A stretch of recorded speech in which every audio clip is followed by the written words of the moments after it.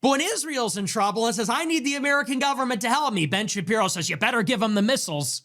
You better give them the foreign aid or Israel's. That's the part that people really hate. This guy hates you, hates our country. He's not American in any meaningful sense of the word. And that's what people hate. You're not advocating for what's best for all of us. As a matter of fact, you don't even like us. Nick Fuentes just exposed the twisted double standards of Ben Shapiro, specifically related to recent comments where he says you're not entitled economically to live where you grow up if you can't afford it, but at the same time saying we should shove heaps of money into the coffers of Israel and Netanyahu whenever he wants it and they want it. So let's get right into this. Please like the video and subscribe to the channel. So let's get this straight. In Israel, they have free health care. In Israel, they're promised the land. Who? The Jews. Who is promised refuge and a home and opportunity and healthcare and security and prosperity and defense and a way of life and community? Jews are. They're promised a real nation. But Jews come to America and they say America isn't a nation. America isn't a community. It has no shared values, religion, identity, culture, anything. And you're not owed anything and you're not promised anything. If you can't afford a house, well, hey, man, buy a train ticket. Like a bum. Buy a train ticket or a bus ticket like a tramp. Because the government won't look out for you. The community won't look out for you. There isn't a community. This is just a place where we buy and sell. This is just some marketplace. That's the problem that people have. Blood and soil for me, open borders for thee. Blood and soil, fascist, Jewish nationalism for Israel, but for America, refugees welcome. Open borders. Right? The best and brightest, multiracial, working class populism, colorblind meritocracy, whatever you want to say about it, that's what it's going to be for America. Well, I'm with Nick with a lot of the double standards people see in this, where it seems like the borders of Israel and Ukraine at times are much more sacrosanct than those in America. But I do want to push back a little bit here. In terms of the original merits of America, it was supposed to be a decentralized political system where each state had very individual characteristics, culturally, religiously, in terms of economic preferences, the type of political systems they wanted. It was not supposed to be a nation state in the current and modern sense like Israel is. In terms of free healthcare, they do have state-operated healthcare. It's certainly not free. They're extracting taxes from the populace to pay for it, and they're extracting a lot of U.S. aid to pay for military that they otherwise would have funded if they didn't have to do that. So it's not a free commodity. There's no such thing as a free lunch, as Milton Friedman famously said, because you have to pay for it. In any term of scarce commodity, you have to do this through some mechanism, and that's done by extracting wealth from some and giving it to others. I see the hypocrisy here, certainly so, but some things need to be clarified there. That's what's implied. And here's the kicker. Here's the best part. So maybe you could say that's a double standard, but it gets better. It's not just that Israel is going to be a community and a nation with blood and soil, and they get to do these things, and America doesn't. They have one set of values for Israel, another set of values for America. Here's the best part. They expect the American government to take care of Israel, but not Americans. That's the kicker. And by the way, you don't have to be a socialist or big government guy. I'm not, to see the striking hypocrisy in that, is that the priority is to fund and subsidize the lifestyle of people in this foreign country, one that's committing a genocide right now, over Americans. It's still hypocritical, even if you don't look to expanding the welfare state as a solution in America, as I don't. That I'm totally on board with. So if a New York City, if someone who was born in New York City says, I want the government to help me, Ben Shapiro says, you're an ingrate, you're entitled. You're only entitled to opportunity. But when Israel's in trouble, they're entitled to help from the U.S. government. If you're an American and you say, I want the government to help me, you're an ingrate, you're a spoiled brat, you're entitled, you're a millennial. But when Israel's in trouble and says, I need the American government to help me, Ben Shapiro says, you better give them the missiles. You better give them the foreign aid or Israel's. That's the part that people really hate. The double standard is obvious. It's offensive. It's hypocritical. It's insulting.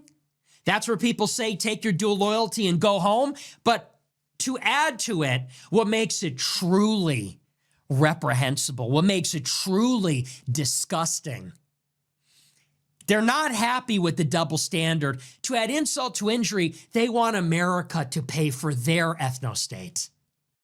That's exactly what it is, right? Subsidize this foreign state, but we can't apply that standard that we hold to such regard in Israel for the United States, supposedly your homeland where you're a citizen.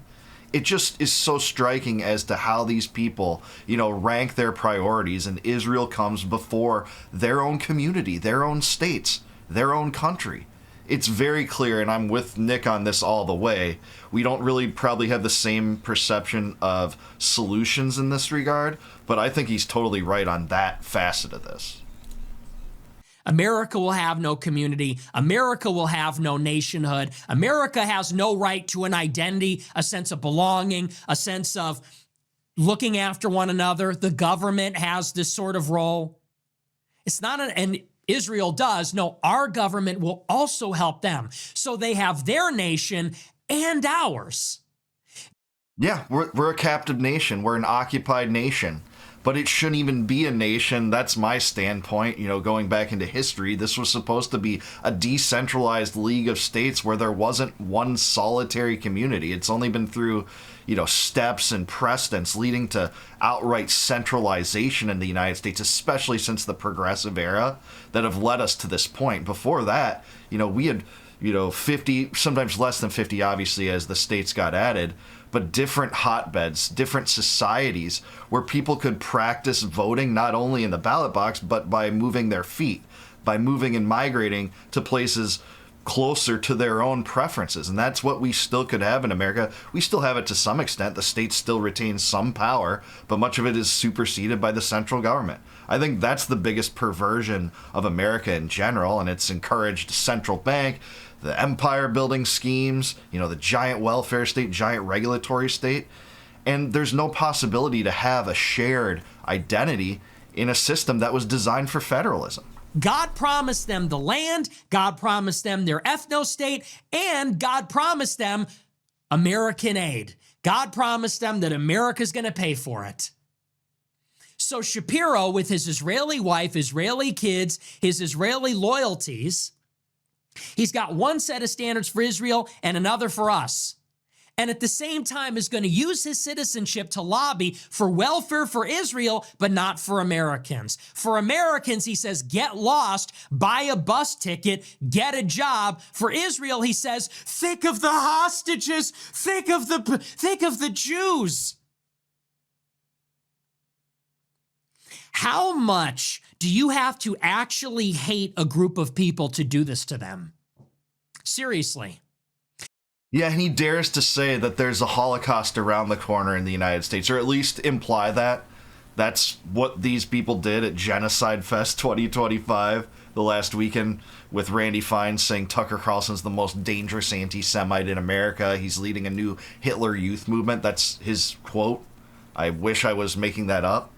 And to, flirt with this absurd trepidation propaganda that, hey, this mass persecution of Jews is happening in the United States, despite the fact that in every metric, Jews essentially excel beyond, whites and Asians, even in many regards. And there isn't that kind of mass effort. And the United States throws bundles of billions of dollars into Israel's coffers. But still, he wants to stoke outrage and fear with these schemes. Josh Hammer, who used to work for Daily Wire, says Europeans have anti-Semitism in their DNA. Mark Levin said the same thing. How much do you have to hate a people to live among them, thinking they hate you, but going and telling them, we're your closest ally, you need us, you got all your ideas from us. You don't deserve anything. You're not entitled to anything, but you have to keep paying for our country. How much do you have to hate a people to do this? You have to be remarkably hateful. I agree with him on that, for sure. It's striking how much this lunacy has caught on in the mainstream of political discourse. I think Americans are starting to drop this a little bit, thankfully, with big swings against this mentality. But that is pervasive. It still will remain so. Josh Hammer lives in a white country. America comes from the Europeans. Those were the settlers, the founders, the framers. Josh Hammer lives here among white people, and yet he thinks white people hate him in his DNA. But yet he gained influence here. He married someone from Israel, and he uses his influence to browbeat us and tell us, you have no identity. You didn't invent anything. You're horrible people in your bones, but you have to give us all your money and fight our wars for us. Then you start to understand, why did these people get kicked out of 109 countries? Because of behavior like this. Because of behavior like this. All right, I'm going to push back at that, the 109 countries thing. All right, the reasons for which Jews were kicked out of a lot of countries differs by situation, obviously, but let's just take a few. In Nazi Germany, this was an arrangement called the Havara Agreement, with Germans and Zionists mutually agreeing to deport Jews to what was then mandatory Palestine. The British-run system in Palestine preceding the modern Israeli state. This was mutually agreed to by two parties. In Russia, for instance, it differed a little bit. In the mid-18th century, Elizabeth I, the empress, kicked out the Jews because they didn't agree to convert to Orthodox Christianity in Russia. So there are differing things that occurred in this regard. Didn't just pertain to the Jews in many cases, but that differed. And a lot of them were extensions of government tyranny, either government tyranny in some cases or government voluntarism in the cases of the Zionists agreeing with Nazi Germany to, I think, like 60,000 Jews got deported to mandatory Palestine in those years. You can do this with Christianity too. In Christianity, the communists in China kicked out the Christians following the successful communist civil war where they triumphed in 1949. Christians were kicked out because they wanted to erase religion from their society. In Japan in the 1600s, Christians were executed and expelled too because Christianity was outlawed there. What I'm trying to get at here is a lot of these cases is it's literally outright government tyranny, but some of the people saying this type of stuff would not say, well, the Christians just got kicked out of so many countries. So those countries must have some logic to their method here. There's a commonality here. I don't get this, and each situation's different. We can talk about numbers and degrees to which this was the case, but a lot of it is because of government tyranny. And not only when it comes to the Jews, but also Christians and other groups that get expelled or displaced. It's not because people are jealous. It's not because of an irrational hatred. It's because I think at a certain point, all these different polities came to realize, wait a second, you don't see yourself as one of us. You're not advocating for what's best for all of us. As a matter of fact, you don't even like us. And actually, you seem to be taking advantage of us. And if that's the case, then we need to go our separate ways. I'm all for that. No more subsidies to Israel. I'm with them on this completely. It seems like you'd have to have disdain for the community in which you live to treat people like this. To say a Holocaust is around the corner when $25 billion has gone to Israel in the last 2 years. To say like anti-Semitism is out of control, but to see how pervasive the Israel first mindset is among our political class. It just seems like you're trying to take advantage of us. These Zionists do that. It's not all Jews, obviously, but this is a big problem. This is what people are seeing right now. That's the story. Shapiro hates Americans. He sees Americans as useless eaters. And he can couch it any way he'd like. He can frame it any way he'd like. But look, if you're an American, I actually do believe that we have a community here. We have a nation. I disagree. You do have a right, at the minimum, to live where you grew up. You do have that right. New York City should be for the rich and for the poor. It should be for the rich and for the workers. It has to be. How could New York City exist without busboys? How could it exist without cab drivers? How could it exist without hotel workers? And where are those people going to live? They're going to go and live across the bridge. They're going to go live somewhere else. We're going to have Billionaire Island, Millionaire and Billionaire Island. What do those people even make? They're going to work in insurance, real estate, and finance. And all the slaves can go live in the slaves' quarters and commute on violent buses and violent public transit. It's insane. That's insane. Of course, the cities are where the jobs are. That's where the opportunity is. And yes, the cities should be made affordable for everybody. There should be affordable public transit. There should be affordable public services. Affordable housing. You are entitled to that. Just as the Jews feel entitled to live in Israel, New Yorkers are entitled to live in New York. Chicagoans are entitled to live in Chicago. Angelenos are entitled to live in LA. And yes, the government should take care of those people. All right, well, here's where we'll diverge. I don't believe you have the right to any commodity that is scarce that requires you extracting that from someone else if you don't provide it yourself. And yeah, this economic system's totally rigged against people. We have the government to thank for that, the central banking, the regulatory apparatus. All the things that go into that are corrupt, but you don't have a right to scarce commodities and to live where you choose just by virtue of wanting to do that. Now, he's right. I see where he's getting at this in terms of where we're going in America today.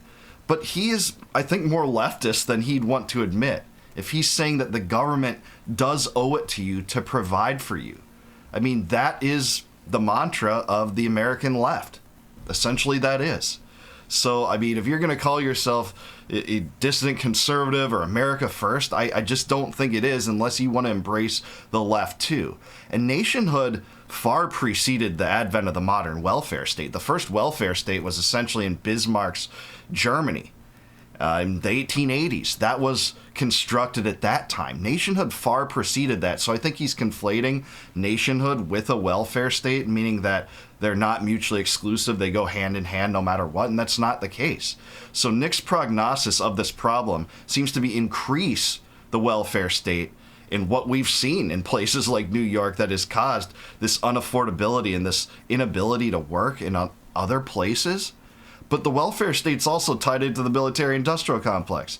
Raytheon and Lockheed Martin benefit from the welfare state too. It's all tied into this, and if you're against welfare state in this regard and think it's unfeasible, but in this other regard it's very feasible, run by the same, warmongers and war criminals, I just don't see that as a viable solution in any single regard. Bring back mutual aid. Look at what GoFundMe can do. Think about a nation tied into GoFundMe, communities tied into that. How much could you spend on those types of projects directed to where you want them to go if you weren't taxed about 50% of your income? I know I could do a lot more, and I could do it a lot more than the government delivers. This farcical government that's plunged us $38 trillion in debt to these unfunded obligations. That's what I think I could do. Society should take care of its constituent members. We do not live in an open market. We live in a nation. We live in neighborhoods. We live in cities made up of people. But what he's saying is that government should do this, not society. Let's not conflate government and society. As Thomas Paine said, government in its best state is but a necessary evil. And society in every state's a blessing. That's what Thomas Paine wrote. But we shouldn't conflate the two because government hasn't done a good job taking care of people in this way. Mutual aid society's charity does. It's just simply true. And his solution is just to go with the progressive left. If that's what you want, man, that's not what I'll agree with. But I will agree with him on some other things in this video. When it should be based on shared heritage, shared identity, a shared sense of belonging, like we're all in it together.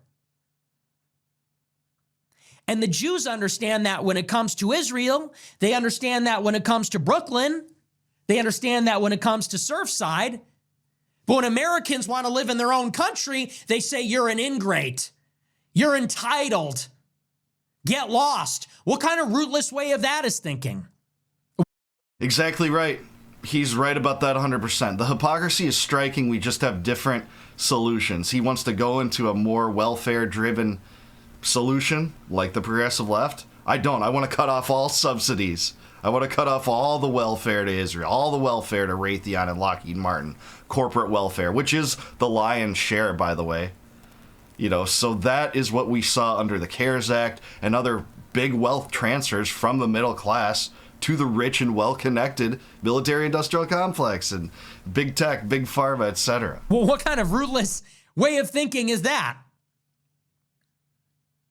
I guess the Jews in Israel should get lost. Seems like it's pretty expensive to set up a country in the Middle East that we're always having to defend it all the time. Why don't you get lost? You don't want to live in America because of anti-Semitism? Gee, maybe you should stop blaming the world and start blaming yourself. Stop blaming a system and start asking, what did you do wrong? Oh, you don't like living in America? Man, maybe you should go and live in Israel because, you know, the world's really about opportunity. We don't owe you anything. This is the part where people really see what's going on. And this is happening at the same time that they want to gatekeep the Republican Party. Ben Shapiro wants to claim the moral authority to gatekeep the GOP. And by the way, what is the GOP? It's the conservative party, the party that is tasked with conserving our nation. It's actually right now tasked with conserving the U.S.-Israeli alliance and the Israel first mentality. Let's just be real about that. But yeah. Our people, our culture, our traditions, our heritage. Shapiro wants to gatekeep the conservative movement. He doesn't care about anything or anyone here. He doesn't want to conserve it. You don't like New York? Yeah, well, I don't know, go somewhere else. Oh, it's unaffordable? Ah, yeah, well, you know, go work on an oil rig. You got to uproot and leave your community where your grandparents and great-grandparents lived, where your ancestors are buried. You've been there for 100 years? Yeah, I don't know, man. Get lost. Times are changing. This guy hates you, hates our country. He's not American in any meaningful sense of the word. And that's what people hate.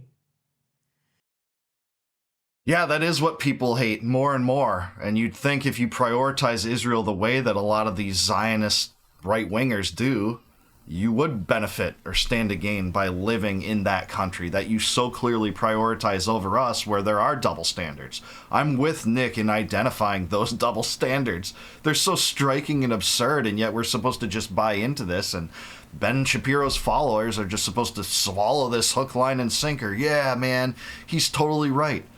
So me and Nick identify the same problem. You know, it does seem like a leftist embrace on his part to, you know, expand the welfare state, take care of these people. People on the dime of others when we're $38 trillion in debt and our central bank inflates the currency more and more. And these expenditures more and more are financed through the printing of new money, which is a tax upon us all. Money we don't have, $38 trillion in the debt with a $1 trillion Pentagon budget, and a debt payment of the interest payment on the debt approaching, I think it might be over $1 trillion right now. It's just unsustainable. It's just untenable.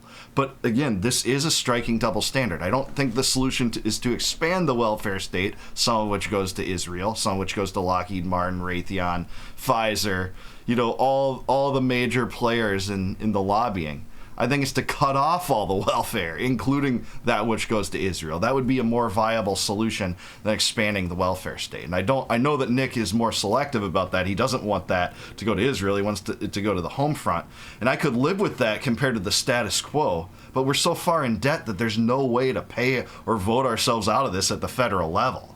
Not at all. So that's where we're at. Some good points made by Nick. Definitely depart on some things, but certainly an interesting conversation, something to entertain. The hypocrisy of Ben Shapiro is striking on this. That we can agree with. But what do you guys think? Do you think I'm right? Do you think Nick's right? Should we expand the welfare state here to take care of people? Do you think we could do that in any meaningful sense if we just get back, $25 billion a year? We could to some extent, but I don't know if it would cover what he's asking for here. Let me know in the comments down below. Please like the video, subscribe to the channel. Also subscribe to, if you're interested in becoming a YouTube member, you can click the join button below and you can become a YouTube member. If you do that, I'll give you access to all my videos, the members only ones right now, before they go live to the general public on YouTube. Also, if you want a free copy of my first book, Compact of the Republic, click the link in the description below. It'll shoot you off to a site. Plug in your email. I'll send that to you free of charge, no cost, no obligation whatsoever. And until I see you guys next time, no more war, no more debt, no more inflation, and no more empire. Peace out, guys. Catch you in the next one.